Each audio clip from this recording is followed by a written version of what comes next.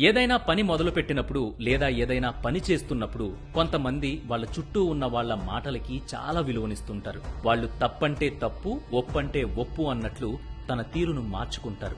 అలాంటి వాళ్ళ గురించి చాణక్యుడు చెప్పిన నీతి సూత్రమేంటో ఇప్పుడు తెలుసుకుందాం. నువ్వు వేసే ప్రతి అడుగులోనూ నీ చుట్టూ ఎంతో మంది ఉంటారు. వాళ్లలో కొంతమంది నువ్వు చేసే ప్రతి పనిలో నీ వెన్ను తట్టి ముందుకు నడిపిస్తారు. నువ్వు చేసే ప్రతి ఒప్పును ప్రశంసిస్తారు. తప్పులను విమర్శించి లోటుపాట్లను సరిదిద్దుతారు. సలహాలు, సూచనలు ఇచ్చి గమ్యానికి నిన్ను చేరువ చేస్తారు. లక్ష్యాన్ని సాధించే వరకు అనుక్షణం నీకు తోడుంటారు.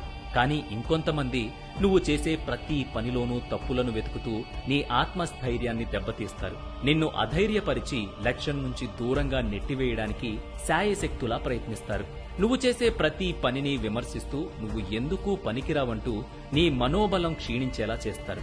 అది నిన్ను మానసికంగా బలహీనుడిని చేసి అశక్తుడిని, అసమర్థుడిని చేస్తుంది. కురుక్షేత్ర యుద్ధంలో కర్ణుడు మహాబలశాలి, వీరుడు కూడా.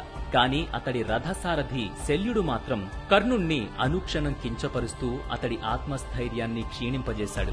కర్ణుడి ఏకాగ్రతను దెబ్బతీసి ఓటమి వైపు నడిపించాడు. అందుకే అలాంటి వారి మాటలు ఎప్పుడూ పట్టించుకోకు. చెవులు వినిపించని చెవిటివాడిలా వాళ్ల విమర్శలను ఓ చెవితో విని మరో చెవితో వదిలిపెట్టే. అప్పుడే నువ్వు ముందడుగు వేయగలవు, తెలుసుకో.